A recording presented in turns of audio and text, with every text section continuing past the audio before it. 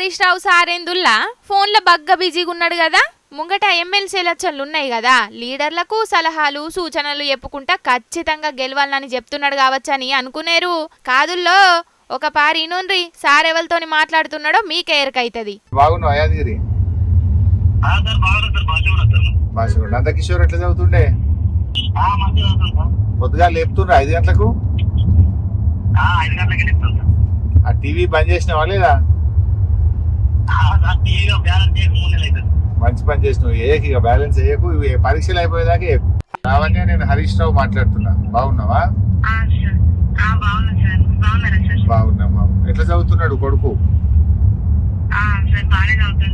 మరి 10వ తరగతి కదా, ఈసారి ఇంపార్టెంట్. ఈ 3 నెలలు జర టీవీలు బంద్ చేయండి, ఇంట్లో టీవీ బంద్ చేయండి, జర ఫోన్లల్లో ముచ్చట్లు బంద్ చేయండి. అగ్గో ఇన్నారు కదా, 10వ తరగతి పిల్లగాండ్ల అయ్యవలతోని మాట్లాడిండు. సిద్దిపేటలున్న పబ్లిక్కు ఫోన్ చేసుకుంటా, హలో నేను హరీష్ను మాట్లాడుతున్నా, మీ బిడ్డ ఎట్లున్నది, కొడుకు ఎట్లున్నాడు అని అన్ని ముచ్చట్లు నరుచుకున్నాడు. పరీక్షలకి ఇంకా 3 నెలలే టైం ఉన్నది, మంచిగా చదివిపిస్తున్నారా లేకపోతే టీవీలు పెట్టి ముచ్చట్లు పెడుతున్నారా అని ఇంట్లో మనిషి లెక్కనే అన్నరుచుకున్నాడు గిట్లా. కానీ హరీష్ రావు సార్ అంటే నిజంగా గ్రేటేనుల్లా.